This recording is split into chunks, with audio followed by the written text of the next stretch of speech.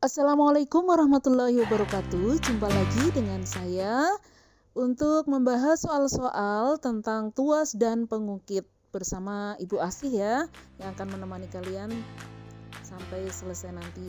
Yang pertama, ini ada soal tentang tuas ya. Ini diminta menunjukkan ini termasuk jenis keberapa. Nah, bisa kita lihat di sini A ini adalah beban, kemudian yang B titik tumpu, yang C adalah kuasa ya. Ini disebut beban yang dikenai gaya. Nah, kalau B titik tumpu adalah tempat tumpuan, kemudian yang C adalah yang memberi gaya. Dengan demikian, ini termasuk tuas jenis yang pertama. Selanjutnya untuk soal nomor 2, yaitu mengidentifikasi syarat keseimbangan pengungkit. Perhatikan gambar berikut. Jika bobotnya A adalah 500 gram, berapakah bobot B supaya seimbang? Ya, ini jenis pertama ya, karena di sini titik tumpu di antara beban dan kuasa ini ya, yang B ya. Selanjutnya dijawab, karena tadi masanya diketahui 0,5, gravitasi 10, maka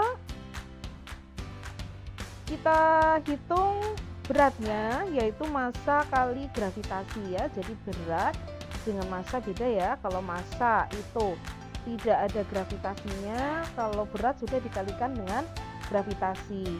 Sehingga 0,5 kali 10 sama dengan 5 kg meter per sekon kuadrat atau 5 Newton. Nah, sekarang sudah bisa dihitung ya, untuk mencari F-nya, W kali LB sama dengan LK kali F ya. Tinggal dimasukkan angkanya, W-nya 5 Newton, LB-nya 0,4, kemudian LK-nya 1 meter dan F-nya yang belum diketahui. Bisa dihitung ya sekarang ya, 5 kali 0,4 sama dengan 2 per 1 ya, tetap 2. Ini ada soal, perhatikan gambar. Jika diketahui jarak AB sama dengan 100 cm ya, AB berarti dari kuasa ke beban itu adalah 100 cm, kemudian jarak dari A sampai C itu adalah 150 cm, sedangkan bebannya adalah 75 Newton, berapakah gaya yang bekerja agar dapat mengangkat beban? Kemudian pertanyaan kedua, termasuk jenis tuas yang keberapa?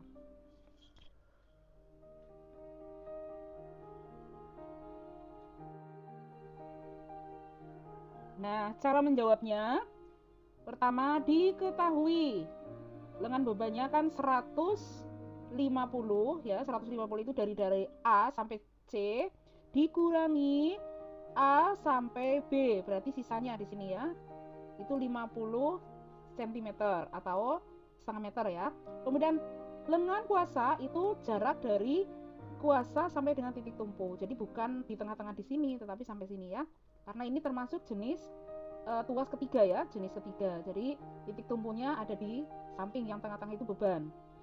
Sehingga yang ditanya kemudian diketahui di sini beratnya 75 Newton. Jadi ini tidak perlu dikalikan 10 karena ini sudah diketahui beratnya ya. Kalau hanya masanya berarti dikalikan 10. Kemudian dijawab W sama dengan ya W kali LB sama dengan F kali LK. 75 Newton kali 0,5 ini ya, sudah diketahui 0,5, tinggal dimasukkan. F-nya belum diketahui, LK-nya 1,5 meter. Tinggal dikalikan 75 kali 0,5 sama dengan 37,5 Newton meter ini ya, Newton kali meter. Ini 1,5 meter kali F, sehingga F dapat dicari dengan membagi 37,5 kali dibagi 1,5. Ini meternya dicoret ya, tinggal Newtonnya. F-nya sama dengan 25 Newton. Jadi gaya yang diperlukan adalah 25 Newton. Nah, ini pertanyaan yang kedua, termasuk jenis keberapa? Nah, kita lihat di sini kuasanya itu adalah orang yang memberi gaya, yang A ini ya. Kemudian bebannya ini yang B, kemudian titik tumpunya adalah yang C. Berarti beban di antara kuasa dan titik tumpu berarti termasuk tuas jenis yang kedua.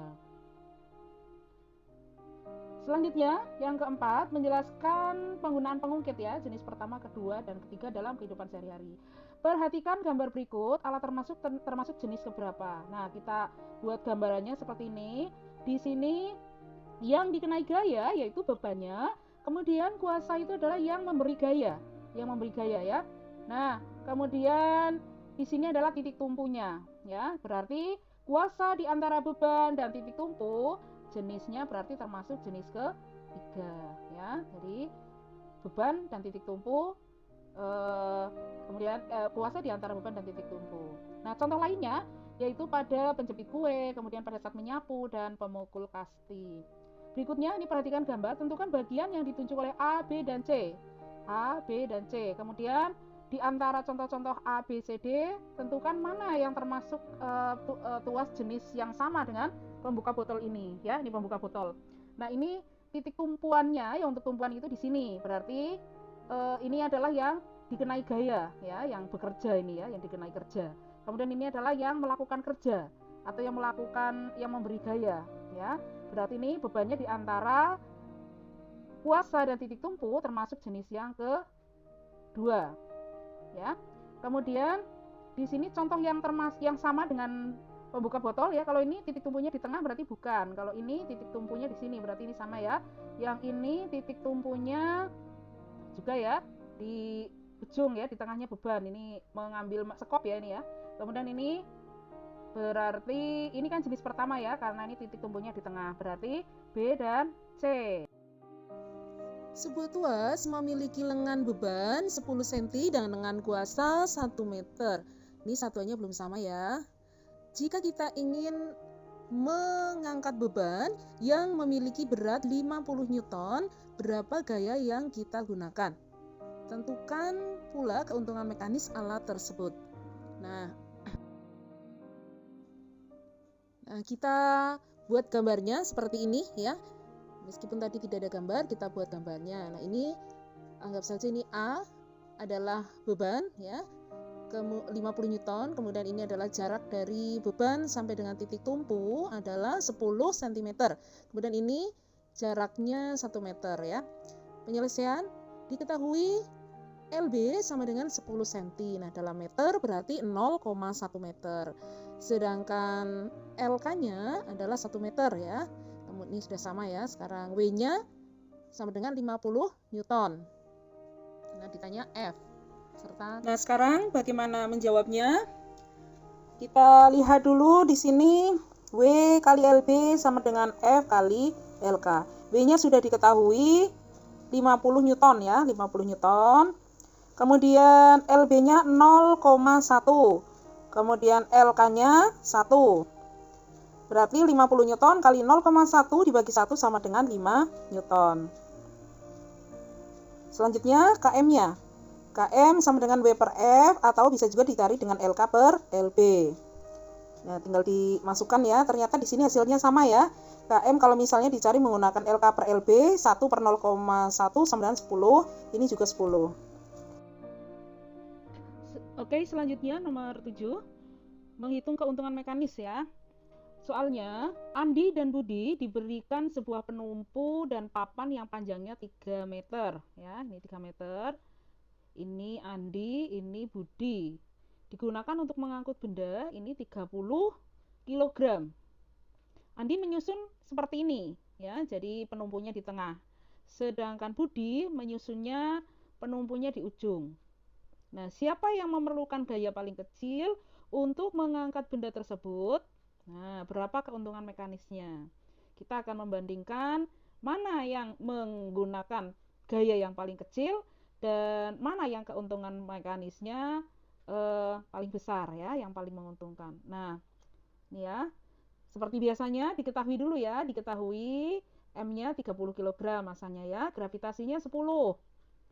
Kemudian ini LB, lengan beban. Ini untuk yang pertama dulu ya, kita hitung yang pertama dulu, gambar A dulu. Lengan beban berarti dari beban sampai titik tumpu. Ya, ini 1 meter. Berarti di sini karena tadi kan 3 meter ya. Kalau dari sini ke sini 1 meter, berarti dari titik tumpu sampai dengan kuasa sisanya 3 meter dikurangi 1 meter menjadi 2 meter. yang ditanyakan FA dan FB ya, dijawab. Ini pertama menghitung beratnya dulu. Kalau masanya 30, menghitung berat yaitu dengan mengalikan 10 sama dengan 300 Newton. Nah, sekarang kita akan menghitung berapakah gayanya. Ya, gaya yang diperlukan untuk mengangkat beban.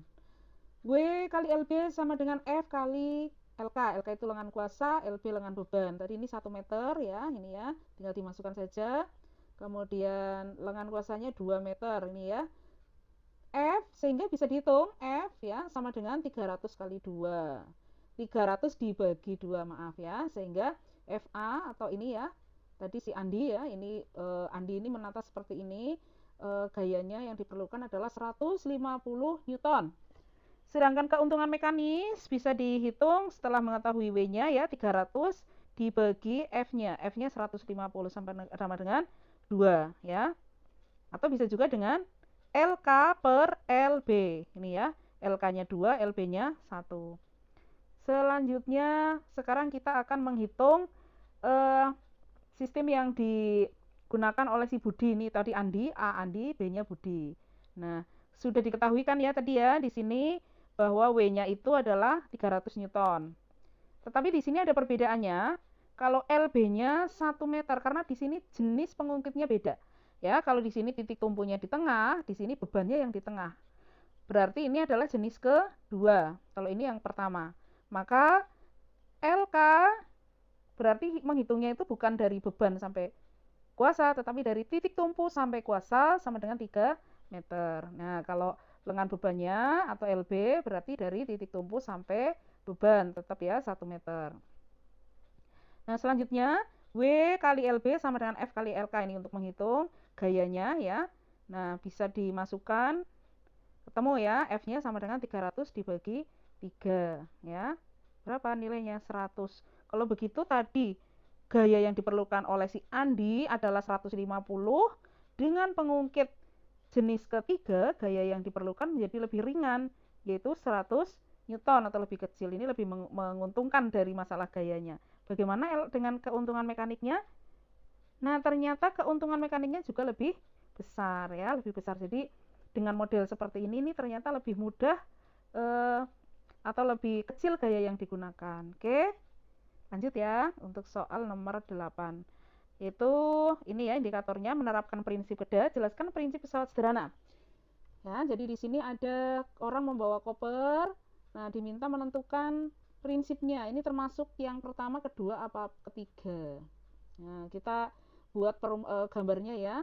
Ini ada titik tumpunya, ini bebannya, kemudian ini yang memberi gaya atau kuasa ya.